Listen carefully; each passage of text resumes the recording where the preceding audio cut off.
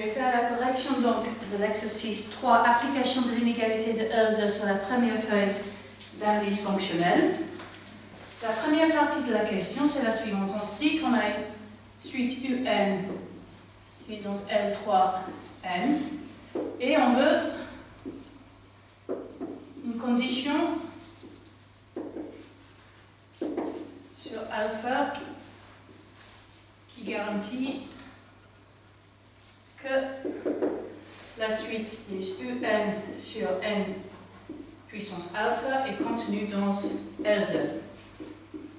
Et la première remarque que je vais faire, c'est que Hölder conclut qu'une série est dans L1 à la base. Et ici, on nous demande de conclure que quelque chose est dans L2. Donc si je veux utiliser L2 pour venir à cette conclusion-là, il va falloir réécrire la condition L2 en termes de L1. Et ça, c'est assez simple grâce à la remarque suivante, qui est que dès que UN sur N alpha est un élément de L2, c'est exactement la même chose que de demander que la suite UN au carré sur N puissance 2 alpha, donc la suite de cette terme-là au carré, soit dans L1. Ok. Et donc maintenant, essayons donc de conclure qu'on va appliquer Hölder à les deux séries. Donc, que dit Hölder si j'applique aux séries Bn qui va être égal à Un au carré et Wn qui est égal à 1 n sur 2 puissance alpha. Donc déjà, quel est le degré de sommabilité de cette suite UN au carré est contenu dans L 3,5. Ça provient immédiatement du fait que UN est contenu dans L3. Okay. Donc, la suite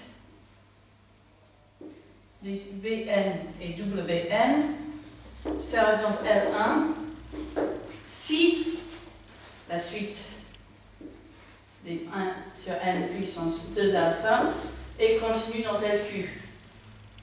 Q ici doit être le conjugué à 3,5.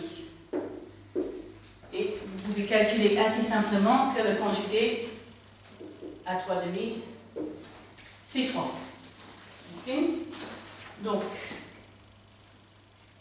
la condition que UN est dans L3N implique que UN sur M puissance 2 alpha est dans L2 si j'ai que la suite 1 sur N 2 puissance alpha est contenue dans L3N. Autrement dit, si la série 1 sur N puissance 6 alpha converge, ce